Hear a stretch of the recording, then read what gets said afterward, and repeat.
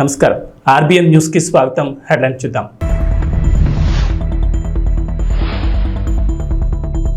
ఏపీలో 14 మంది స్వతంత్ర అభ్యర్థులకు గాజు గ్లాసు గుర్తు.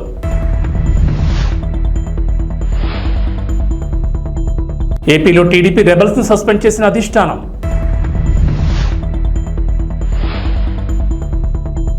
కేంద్రంలో సంకీర్ణ ప్రభుత్వం రాబోతోంది కేసీఆర్. నామినేషన్ల ఉపసంహరణ పూర్తయిన తర్వాత పోటీలో ఉన్న అభ్యర్థులకు గుర్తుల కేటాయింపు జరిగింది. గాజు గ్లాస్ గుర్తు కూటమి అభ్యర్థులను టెన్షన్ పెడుతోంది. మచిలీపట్నం, జగ్గైపేట నియోజకవర్గాల్లో స్వతంత్ర అభ్యర్థులకు గాజు గ్లాస్ గుర్తును ఎన్నికల అధికారులు కేటాయించారు. గాజు గ్లాస్ గుర్తు ఫ్రీ సింబల్ గా గుర్తించడంతో ఇండిపెండెంట్ అభ్యర్థులకు గాజు గ్లాస్ గుర్తును కేటాయిస్తున్నారు. విజయవాడ పార్లమెంట్ పరిధిలో నవతరం పార్టీ అభ్యర్థి కూడా గాజు గ్లాస్ గుర్తు కేటాయించారు. ఇది కూటమి అభ్యర్థులకు ఇబ్బందిగా మారింది. అయితే గాజు గ్లాస్ గుర్తును జనసేన పోటీ చేసే స్థానంలో కాకుండా మిగిలిన చోట్ల కేటాయించొద్దంటూ ఎన్నికల కమిషన్కు జనసేన పార్టీ విజ్ఞప్తి చేసింది. అయితే రాష్ట్రంలో దాదాపు 25 నియోజకవర్గాల్లో స్వతంత్ర అభ్యర్థులకు గాజు గ్లాస్ గుర్తును కేటాయిస్తూ రిటర్నింగ్ అధికారులు కేటాయించడం ఇప్పుడు టెన్షన్ పెడుతోంది. రిటర్నింగ్ అధికారులను స్వతంత్ర అభ్యర్థులు తమకు గాజు గ్లాస్ గుర్తును కేటాయించాల్సింది కోరడంతో వారికి ఆ గుర్తును కేటాయించినట్లు తెలిసింది. టీడీపీ రెబల్స్ గా నామినేషన్లు వేసిన అభ్యర్థులను అధిష్టానం పార్టీ నుంచి సస్పెండ్ చేసింది. అరకు నియోజకవర్గానికి చెందిన సివేరి అబ్రహం, విజయనగరం నియోజకవర్గానికి చెందిన మీసాల గీత, అమలాపురం నియోజకవర్గానికి చెందిన శ్యామ్ కుమార్, పోలవరం నియోజకవర్గానికి చెందిన ముడియం సూర్యచంద్రరావు, నియోజకవర్గానికి చెందిన శివరామరాజు, సత్యవేడు నియోజకవర్గానికి చెందిన జడ్డ రాజశేఖర్లను పార్టీ నుంచి సస్పెండ్ చేసినట్లు చెబుతూ అధికారిక ప్రకటన విడుదల చేసింది. అధిష్టానం సీట్ ఇవ్వకపోవడంతో ఆయా నియోజకవర్గాల నుంచి స్వతంత్ర అభ్యర్థులుగా బరిలో నిచ్చిన పలువురు టీడీపీ నేతలు ఈరోజు నామినేషన్ ఉపసంహరణ గడువు ముగియా వీరంతా వెనక్కి తీసుకుంటారని భావించింది. అయితే ఎవరు నామినేషన్ ఉపసంహరించుకోకపోవడంతో ఆయా అభ్యర్థులపై సస్పెన్షన్ వేటు పడింది. కాంగ్రెస్, భాజపాకు ఓట్లు, సీట్లు కావాలి కానీ ప్రజా సమస్యలు పట్టవని భారత అధినేత కేసీఆర్ అన్నారు. ఖమ్మంలో నిర్వహించిన రోడ్ షోలో ఆయన పాల్గొని మాట్లాడారు. కేంద్రంలో భాజపాకు 200 సీట్లు కూడా రావని చెప్పారు. కేంద్రంలో సంకీర్ణ ప్రభుత్వం రాబోతోందని, లోక్సభ ఎన్నికల్లో భారతకు 12 సీట్లు వస్తాయని ధీమా వ్యక్తం చేశారు. సంకీర్ణ ప్రభుత్వంలో నామా కేంద్ర మంత్రి అవుతారని చెప్పారు. మాట చెప్పారు. ఆయనకు పాపం బాగా ఆశ ఎక్కువ. నా రాష్ట్రం బాగుపడాలా, నా జిల్లా బాగుపడాలా అనే ఒక ఉబలాటంతో ఆయన కొంచెం ఆరాటపడతా ఉంటారు. ఒక సందర్భంలో ఏమైందంటే తెలంగాణలో పంటలు పంజాబ్తో తనదన్నే స్థాయికి పోయినా మనం 3.5 కోట్ల టన్నుల వడ్లు పండించినాం కష్టపడి. కేంద్ర ప్రభుత్వం మొండికేసింది, మేము ధాన్యం కొనం. మన ఎంపీలు నామా నాగేశ్వరరావు గారి నాయకత్వంలో పోయి అడిగినారు ఆ మంత్రిని, యాసంగిలో కొంచెం నూకైతుందండి, అది కొనాలంటే ఆ మెదడు తక్కువ మంత్రి మీ తెలంగాణ ప్రజలు నూకలు తినమనండి అని చెప్పినాడు. దాంతో అందరం కూడా ఏమైందా తమ్ముడు ప్లీజ్ సౌండ్ ఏందా, సౌండ్ చూడు. మొత్తం క్యాబినెట్, తెలంగాణ క్యాబినెట్, ఎంపీలు, ఎమ్మెల్యేలు, ఎమ్మెల్సీలు అందరం కూడా పోయి ఢిల్లీలో ధర్నా చేసినాం. కానీ ఆ సందర్భంలో ఒక్క బీజేపీ ఎంపీ కానీ, ఒక్క కాంగ్రెస్ ఎంపీ కానీ ఎవడు కనీసం నోరు కూడా తెరవలేదు. తెలంగాణ ఓట్లు కావాలి కానీ తెలంగాణ రైతుల సమస్య వాళ్ళకు పట్టదు. మన వాళ్ళు 90 ఉంటే వాళ్ళు 7 ఉన్నారు, కానీ నోరు తెరవలే, కనీసం మాట్లాడలే. అది ఇంతకుముందు నామాగారు చెప్పినటువంటి మాట. వారికి ఆ బాధ ఉంది. అంతెందుకండి, ఇప్పుడు బీజేపీ నుంచి ఇక్కడ ఒక కేంద్ర మంత్రి ఉన్నాడు, ఒక 3 ఎంపీలు ఉన్నారు, బీజేపీ పార్టీ ఉంది. ఈరోజు నరేంద్ర మోడీ క్లియర్గా చెప్తా ఉన్నాడు, గోదావరి నదిని నేను ఎత్తుకొని పోతా, తమిళనాడుకు, కర్ణాటకకి ఇస్తానని మాట్లాడుతూ ఉన్నాడు. ఒక్కడన్నా మాట్లాడుతున్నాడా? కేంద్ర మంత్రి కిషన్ రెడ్డి మాట్లాడుతున్నాడా? ముఖ్యమంత్రి రేవంత్ రెడ్డి మాట్లాడుతున్నాడా?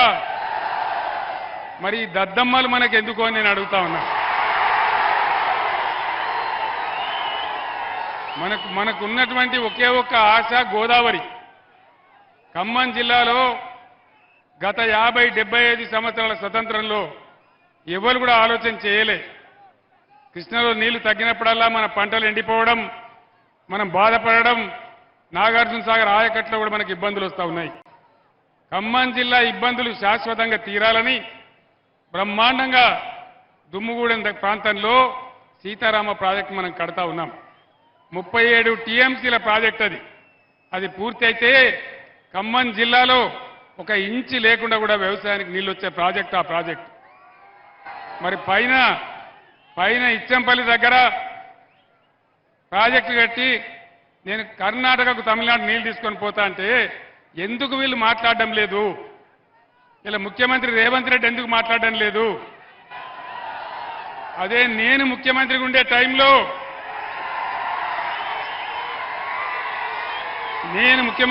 టైంలో నరేంద్ర మోడీ గారు ఇదే ప్రతిపాదన తెచ్చిండు.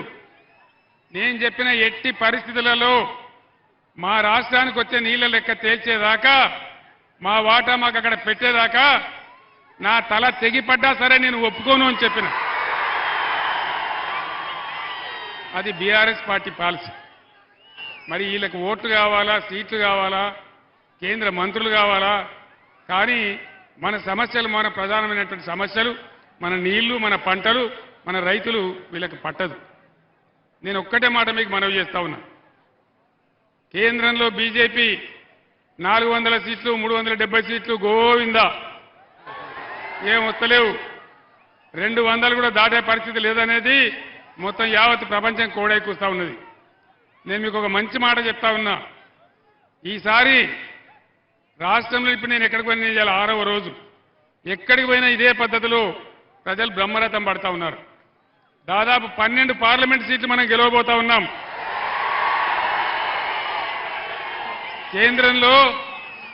కేంద్రంలో సంకీర్ణ ప్రభుత్వం రాబోతా ఉంది. అప్పుడు ఏం జరుగుతుంది? మీరు నామాగారిని ఎంపీకి గెలిపిస్తే ఆ సంకీర్ణ ప్రభుత్వంలో నామాగారు కేంద్ర మంత్రి అవుతాడని మనం చేస్తా ఉన్నాం. తెలంగాణ 10వ తరగతి వార్షిక పరీక్షా ఫలితాలు ఇవాళ విడుదలయ్యాయి. ఉదయం 11 గంటలకు బషీర్బాగ్లోని ఎస్సీఆర్టీ కార్యాలయంలో విద్యాశాఖ ముఖ్య కార్యదర్శి బుర్రా వెంకటేశం ఫలితాలను విడుదల చేశారు. తెలంగాణలో 10వ తరగతి పరీక్షలు మార్చి 18 నుంచి ఏప్రిల్ 2 వరకు నిర్వహించగా మొత్తం 5,08,385 మంది విద్యార్థులు హాజరయ్యారు. వీరిలో బాలురు 2,07,952 మంది కాగా బాలికలు 2,50,433 మంది ఉన్నారు. రాష్ట్ర వ్యాప్తంగా 2,676 పరీక్షా కేంద్రాలను ఏర్పాటు చేశారు. మరోవైపు పరీక్షలు జరుగుతుండగానే ఏప్రిల్ 3 నుంచి ఏప్రిల్ 13 వరకు 19 కేంద్రాల్లో పరీక్షా పేపర్ల మూల్యాంకనం జరిగింది. లోక్సభ ఎన్నికల కోడ్ వచ్చినప్పటి నుంచి తెలంగాణలో ఇప్పటి వరకు 202 కోట్ల విలువైన సొత్తును స్వాధీనం చేసుకున్నారు. 76.65 కోట్ల నగదును, 43.57 కోట్ల మద్యం, 29.62 కోట్ల విలువైన 118 కిలోల బంగారం, వెండి ఆభరణాలను స్వాధీనం చేసుకున్నట్లు అధికారులు ప్రకటించారు. అలాగే 26.54 కోట్ల విలువైన 13.86 లక్షల వస్తువులను స్వాధీనం చేసుకున్నారు. కేంద్ర హోంశాఖ మంత్రి అమిత్ షా వీడియో మార్ఫింగ్ కేసులో పలువురు తెలంగాణ కాంగ్రెస్ నేతలు సోషల్ మీడియా విభాగానికి ఢిల్లీ పోలీసులు నోటీసులు జారీ చేశారు. హైదరాబాద్లోని గాంధీ భవన్కు వచ్చి కాంగ్రెస్ పార్టీ అధికార ప్రతినిధి Aslam Tasmeen, party social media incharge Manne Satish, ఆ పార్టీకి చెందిన నవీన్ శివకుమార్లకు నోటీసులు ఇచ్చారు. అమిత్ షా మార్ఫింగ్ వీడియోను ఎక్స్లో పోస్ట్ చేశారని ఢిల్లీ పోలీసులు ఆరోపిస్తున్నారు. ఈ నోటీసులపై వివరణిస్తామని రాష్ట్ర కాంగ్రెస్ నేతలు తెలిపారు. భాగంగా ఐపీసీ సెక్షన్లు 153, 153A, 465, 469, 171G, ఐటీ చట్టం సెక్షన్ 66 కింద కేసు నమోదు చేశారు. హోంమంత్రి అమిత్ షాకు చెందిన వీడియోలు మార్ఫింగ్ చేసి ట్విట్టర్, ఫేస్బుక్లో షేర్ చేసి ప్రజల్లో అశాంతిని రేకెత్తించేట్లు ప్రయత్నిస్తున్నారని ఎఫ్ఐఆర్లో పేర్కొన్నారు. ఢిల్లీ పోలీసులమని చెప్పి నీరజ్ చౌదరి ఇన్స్పెక్టర్ గారు వచ్చేసి మనకి మన్నె సతీష్, శివకుమార్, అస్మా తస్లీమా అనే ముగ్గురికి 91 సిఆర్పిసి కింద కొంత సమాచారాన్ని అందజేయవలసిందిగా ఒక కేసుకు సంబంధించినటువంటి నోటీస్ ఉన్నది తీసుకోవాలని చెప్తే కాంగ్రెస్ పార్టీ లీగల్ అడ్వైజర్గా, లీగల్ కౌన్సిల్గా, స్పోక్స్ పర్సన్గా నేను వాళ్ళ తరఫున నోటీసుని తీసుకోవడం జరిగింది. ఈ నోటీస్కి సరైనటువంటి సమాధానాన్ని మేము ఇవ్వటానికి 15 రోజుల గడువు కోరటం జరిగింది. ఈ 15 రోజుల గడువు కూడా వాళ్ళు కంప్లైంట్ కాపీని ఫర్నిష్ చేయడానికి subject to furnishing of complaint copy అని క్లియర్గా చెప్పడం జరిగింది. కంప్లైంట్ కాపీలో మనకి పూర్తి సమాచారం తెలుస్తుంది తప్పితే కేవలం వాళ్ళు ఇచ్చినటువంటి ఎఫ్ఐఆర్ నోటీస్తోనూ మాకు తెలియదు కాబట్టి అది చూసిన తర్వాత పూర్తిగా రెస్పాండ్ అవుతాం. ఏదేమైనప్పటికీ కూడా కాంగ్రెస్ పార్టీ ఎప్పుడు తప్పు చేయదు.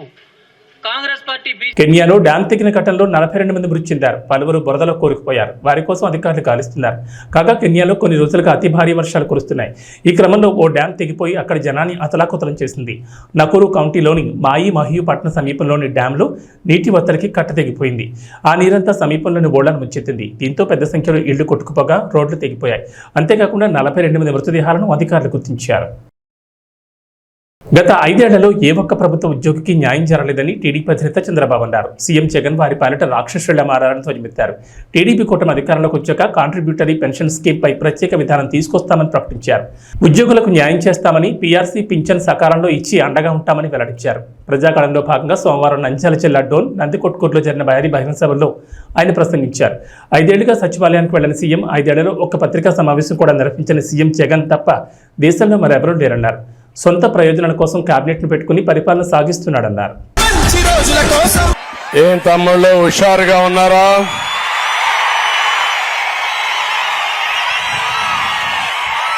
ఏమమ్మా ఆడబిడ్డలు హుషారుగా ఉన్నారా లేదా? రాష్ట్రంలో దొంగలు పడ్డారు. ఆ దొంగల్ని పట్టుకోవాలి మే 13వ తారీఖున. ఏం తమ్ముళ్ళు సిద్ధమా అని మిమ్మల్ని అడుగుతున్నా. ఈ రోజు నేను ఇక్కడికి వచ్చింది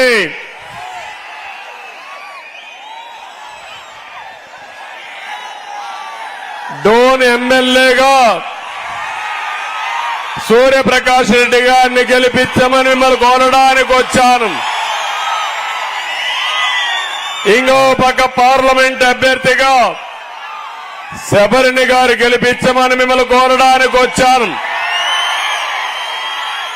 ఎన్నోసార్లు ఇక్కడికి వచ్చారు కానీ ఈ రోజు డోన్ అదిరిపోతా ఉంది. డోన్ లో సీన్ మారిపోయింది. పెట్టకథ మంత్రులకి, కట్టుకథ నేతలకి కాలం చెల్లదు. వారికి రాజకీయ సన్యాసం తప్పదు. ఇక్కడ హరికథ చెప్తాడు ఒక మంత్రి. ఆ మంత్రి వల్ల మీకు లాభమా తమ్ముళ్ళు అని అడుగుతున్నా. ఏమైనా బాగుపడ్డారా అని అడుగుతున్నా. ఆర్థిక మంత్రి అంటే అప్పుల మంత్రిని అర్థం. అప్పులు చేసింది బుగ్గన, అప్పులు కట్టేది మీరు. అవునా కాదా? ఈ ఎన్నికలు విధ్వంస పాలనకి, అభివృద్ధికి ఒక సవాల్. ఈ ఎన్నికలు నీతికి, నిజాయితీకి జరిగే పోరాటం. అవునా కాదా అని అడుగుతున్నా. విజన్కి, విద్వేషానికి మధ్య పోరాటం, ధర్మానికి అధర్మానికి పోరాటం, కబ్జాలకు రక్షణకు, రాతియుగం రాక్షసులకి స్వర్ణయుగం చేసే పాలకుల మధ్య జరిగే పోరాటం అని చెప్పి నేను మీకు తెలియజేస్తున్నా. ఒక్కసారి చూడండి, ఈ బుగ్గనకి, అక్కడ సైకో జగన్ కి కొవ్వెక్కిపోయింది అహంకారం ఒళ్ళంతా. కొవ్వు తగ్గిస్తారా లేదా తమ్ముళ్ళు అని అడుగుతున్నా మిమ్మల్ని. అరాచకం తప్ప అభివృద్ధి చేయని జగన్ కు పొలిటికల్ హాలిడే ఇచ్చేద్దామని జనసేన అధినేత పవన్ కళ్యాణ్ ప్రజలకు పిలుపునిచ్చారు. మే 13 మీరు ఓటుతో కొడితే వైకాపా కుంభస్థలం బద్దలవ్వాలంటూ ప్రజలను ఉత్సాహపరిచారు. పశ్చిమ గోదావరి జిల్లా తాడేపల్లిగూడెం, ఉంగుటూరు నియోజకవర్గం గణపవరంలో నిర్వహించిన వారాహి విజయభేరి సభలు, పిఠాపురం రోడ్ షోలో ఆయన ప్రసంగించారు. మన భూములు దోచుకోవడానికి జగన్మోహన్ రెడ్డి ప్రమాదకరమైన ల్యాండ్ టైటిలింగ్ చట్టం తీసుకొస్తున్నారన్నారు. దీని ప్రకారం మీ ఆస్తుల ఒరిజినల్ పత్రాలు జగన్ దగ్గర పెట్టుకుని యజమానులకు జిరాక్సులు మాత్రమే ఇస్తారని, మీ ఆస్తుల వివరాలని హైదరాబాద్ నానక్రామ్గూడలోని వైకాపా ప్రైవేట్ స్థావరంలో దాచిపెడుతున్నారని అన్నారు. వేదిక పైన ఉన్నాం. ఇంకా ఏం అనకముందే, ఇంకా ఏం అనలా, కే ట్యాక్స్ గురించి మాట్లాడినప్పుడు కొట్టు. మన జనసేన ఎమ్మెల్యే అభ్యర్థిగా, తాడేపల్లిగూడెం అభ్యర్థిగా గాజు గ్లాస్ గుర్తు మీద పోటీ చేస్తున్నాం బోలిశెట్టి శ్రీని గారికి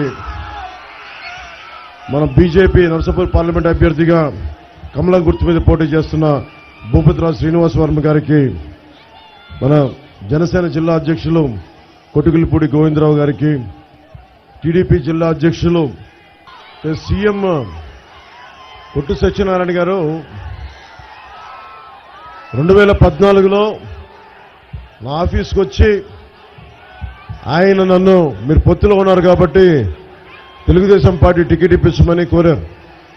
కానీ ఆ రోజున పాపం మాణిక్యాలరావు గారికి దివంగతులైన మాణిక్యాలరావు గారికి వెళ్ళిపోయింది. మేబీ ఆ కోపం ఉందనుకుంటా ఆయనకి నా మీద, ఆయన టికెట్ ఇప్పించలేదని కక్ష కట్టేశారు. అందుకే ఆయన ఈ మధ్యన బాగా రెచ్చిపోయి సీఎం జగన్ తిట్టిన ఎవ్వనైనా సరే పాతాళంలోకి తొక్కేస్తానని చెప్పి అధికారంలోకి రాగానే కొందరు అకౌంట్లు సెటిల్ చేస్తామని కొట్టు సత్యనారాయణ గారు అన్నారంట. బాగా ముదిరిపోయారు సత్యనారాయణ గారు, మీరు డబ్బులు ఎక్కువైపోయాయి, మీకు మెదడుకు కూడా కొవ్వు పట్టేస్తుంది మీకు, అందువల్ల అలాంటి మాటలు వస్తాయి. కొట్టు సత్యనారాయణ గారు, నేను జనరల్గా మనుషులతో గొడవలు పెట్టుకుని చాలా మర్యాదగా ఉంటా. కొట్టు గారికి ఒకటే చెప్తున్నా, మీ కొట్టు కట్టే సమయం అయిపోయింది. తాడేపల్లిగూడెంలో మనకి కొట్టు సత్యనారాయణ గారి కొట్టు, జగన్ గారి అవినీతి కోట రెండు పోతాయి ఈ ఎన్నికల్లో. బోలిశెట్టి గారంటే నాకు చాలా ఇష్టం. ఓటమిలో నిలబడ్డ నాయకుడు, దమ్మున నాయకుడు, ప్రజలు కష్టాల్లో ఉంటే వచ్చి అండగా ఉండే నిలువెత్తు 6 అడుగుల ఆజానుబాహు. ఇంకా చెప్పాలంటే జనసేన బాహుబలి. మా బాహుబలి ముందు కొట్టు ఎంత, కొట్టు ఎంత. కొట్టు గారికి కూడా చెప్తున్నా, ఏంటి మన చిన్న ఇల్లు కడితే 5 లక్షలంట, పెద్ద ఇల్లు కడితే 10 లక్షలంట, ఇంకొంచెం పెద్ద ఇల్లు కడితే 20 లక్షలంట. సో కే ట్యాక్స్ ఎక్కువైపోయిందంటే తాడేపల్లిగూడెంలో వ్యాపారస్తులు ఎక్కువ, జీఎస్టీ కట్టాలి, ఇన్కమ్ ట్యాక్స్ కట్టాలి, సర్వీస్ ట్యాక్స్ కట్టాలి. కే ట్యాక్స్ కూడా కట్టాలంటే ఎక్కడ కడతాం? కే ట్యాక్స్ని తీసేయడానికి ఒకటే, కూటమి ప్రభుత్వం అధికారంలోకి వస్తుంది జూన్లో. కొట్టుగారు మీకు కూడా చెప్తున్నా, మీకు కూడా కే ట్యాక్స్ విధిస్తాం, మీకు మీ కుటుంబ సభ్యులకి, మీ వర్గానికి కూడా కూటమి ట్యాక్స్ ఇస్తాం. మీ అందరికీ మా మోడీ గారి చేత మీకు ప్రత్యేకించి పెనాల్టీ వేయిస్తాం, అడ్డగోలుగా దోచేసినందుకు. కరప్షన్ చేసిన వాళ్ళు ఎవరిని వదిలేదు లేదు. ఇక్కడున్న విద్యార్థులు ఎంతమంది ఉన్నారు? మీరు ఇక్కడ చాలా మంది విద్యార్థులు ఉన్నారు. అందులో ఎస్సీ విద్యార్థులు ఎంతమంది ఉన్నారు? ఇక్కడ ఎస్సీ విద్యార్థులకి దాదాపు 27 పథకాలు తీసేశారు. 27 పథకాలు. అంబేద్కర్ విదేశీ విద్యా విధానం తీసేశారు. 27 దళిత పథకాలు తీసేశారు.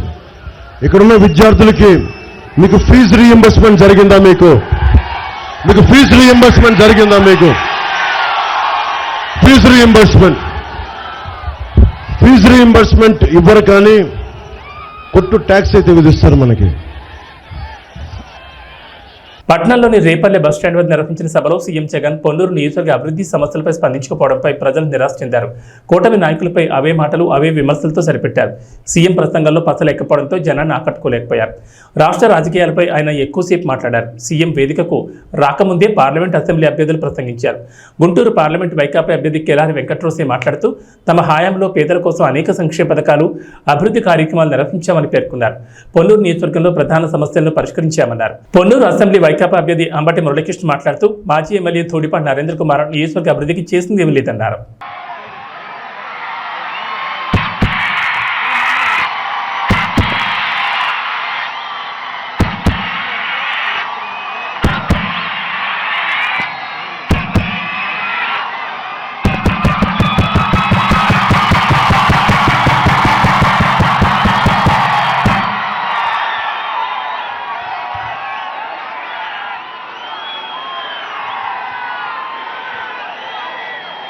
పొన్నూరు శతమం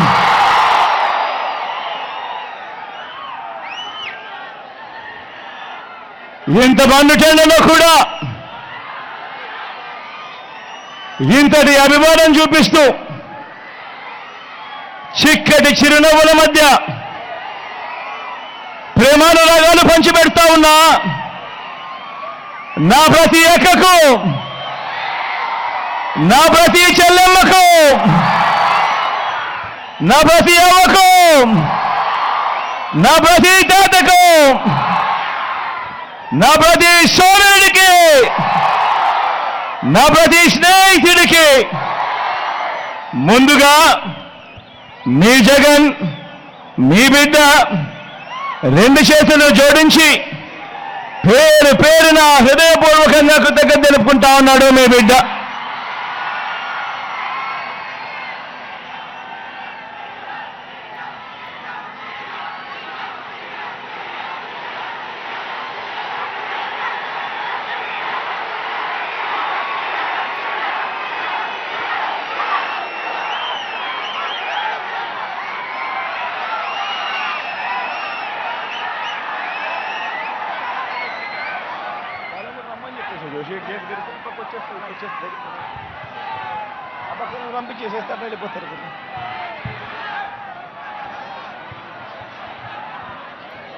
మరో 2 వారాల్లో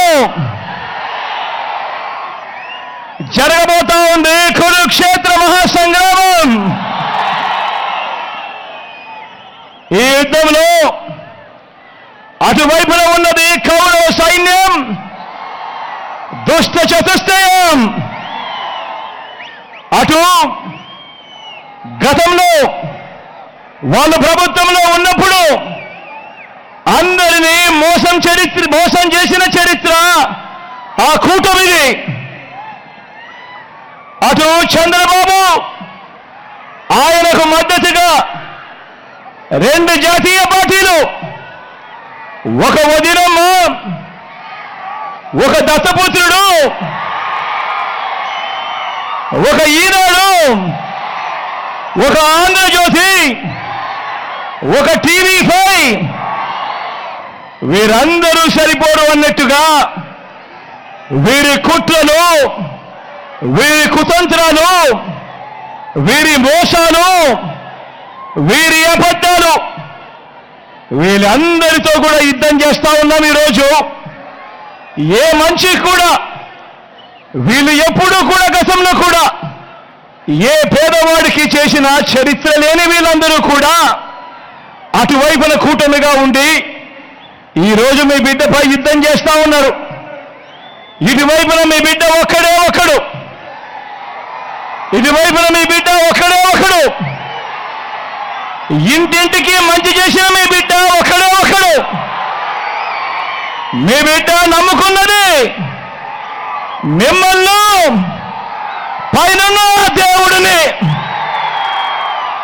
మీ బిడ్డకు పొత్తు ఎవరితో ఉంటే అది మంచి చేసిన మీ అందరితోనే అని చెప్పి కూడా మీ బిడ్డ గర్వంగా చెప్తా ఉన్నాడు.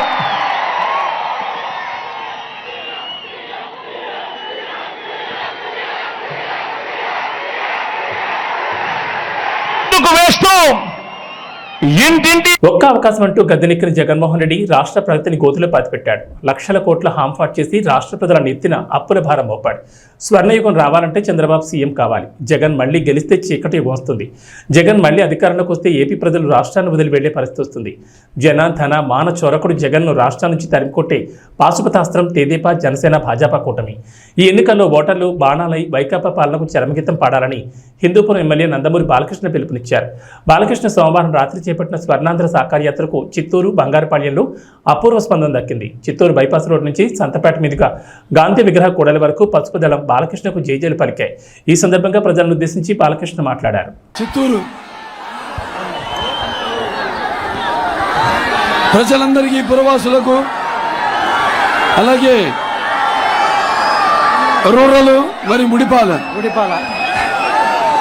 నుంచి తరలి వచ్చిన అశేష ఈ జన సముద్రానికి, ఈ జన సందోహానికి, ఈ యొక్క రణగుణ ధ్వనికి, అలాగే హారతనిస్తూ తెలుగుదేశం పార్టీ విజయానికి నీరాజనాలు అర్పిస్తున్న తెలుగింటి ఆడపడుచులకు, యువతరానికి ప్రతినిధులు, యువతరానికి నాయకులు, భావితరానికి భారతదేశ మహాశక్తి అయిన యువతరానికి, తెలుగుదేశం పార్టీ నాయకులకు, కార్యకర్తలకు, ఎవడైనా దిగు బాబు, అలాగే జనసేన కార్యకర్తలకు, నాయకులకు, అలాగే బీజేపీ నాయకులకు, కార్యకర్తలకు, అలాగే ఇక్కడ ముస్లిం మైనారిటీ పెద్దలకు, ముత్తపల్లిలకు, అలాగే ముస్లిం సోదరిమణులకు, ఇమాంలకు, మౌజన్లకు అందరికీ ముందుగా నా హృదయపూర్వక నమస్కారాలు తెలియజేసుకుంటున్నాను. ఎక్కడ చూసినా శుభమయం ఏమిటో అంటే రుణానుబంధన రూపేణ అంటే భావసురాణి జన్మాంతర సౌహృదాన్ని అంటారు. అంటే ఒక మనిషి మీద ఉన్న పోయిన జన్మలో అనుబంధంతో, పరిచయంతో ఈ జన్మలో కొంతమందిని పొందగలుగుతాం ఆ వాసనతో. కానీ ఇన్ని లక్షల కోట్ల మంది జనం యొక్క అభిమానాన్ని పొందడం అంటే అది మీకు నాకు ఏ విడదీయలేని అనుబంధమో, ఏ రుణానుబంధమో, ఏ జన్మల అనుబంధమో కదా నాకు అనిపిస్తుంది. మరి పసుపు అంటే శుభానికి సూచకం, అలాగే పసుపు అంటే ఒక ఆనంద వేడుకకు ఆహ్వాన గీతం, అలాగే పసుపు అంటే మంచి ఆరోగ్యానికి ఒక గొప్ప ఆయుర్వేద ఔషధం, మన పసుపు అభివృద్ధికి ఒక నిర్వచనం, మన పసుపు సంక్షేమానికి ఒక నిదర్శనం, అలాగే మన పసుపు అభివృద్ధికి ఎగరేసిన కేతనం, అలాగే మన పసుపు ఆత్మ గౌరవానికి నిలువెత్తు రూపం, అలాగే మన పసుపు ఆత్మవిశ్వాసానికి నిజమైన సంతకం. మరి ఆనాడు రామారావు గారికి మనకి ఇచ్చేడిన ఒక ఆస్తి వ్యవస్థ మన తెలుగుదేశం పార్టీ.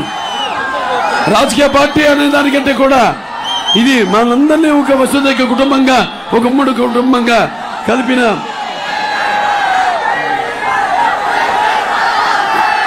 వ్యవస్థ మన తెలుగుదేశం పార్టీ.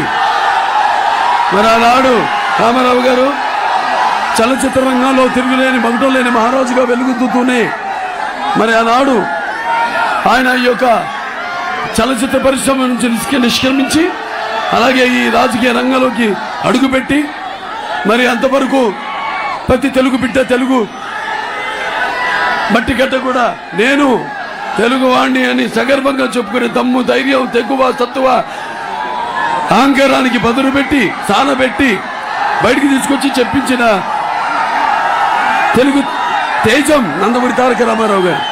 అలాగే ప్రతి తెలుగు బిడ్డ బొట్టు ఉడక ముందే రాజకీయ అవగాహన, చైతన్యం తీసుకొచ్చిన ఒక తెలుగు మహనీయుడు మన ఎన్టీ రామారావు గారు.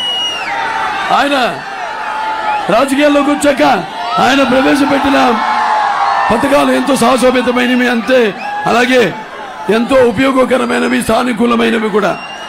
ఎన్టీ రామారావు గారు రాజకీయాల్లోకి రాకముందు వచ్చిన తర్వాత ఆయన ప్రవేశపెట్టిన పథకాలు ప్రతి ఏ పార్టీ అధికారంలోకి వచ్చినా ఇక్కడే కాదు దేశవ్యాప్తంగా కూడా వాటిల్లో ప్రవేశపెట్టి అమలు చేస్తేనే తప్ప వాళ్ళకి భవిష్యత్తు లేదు.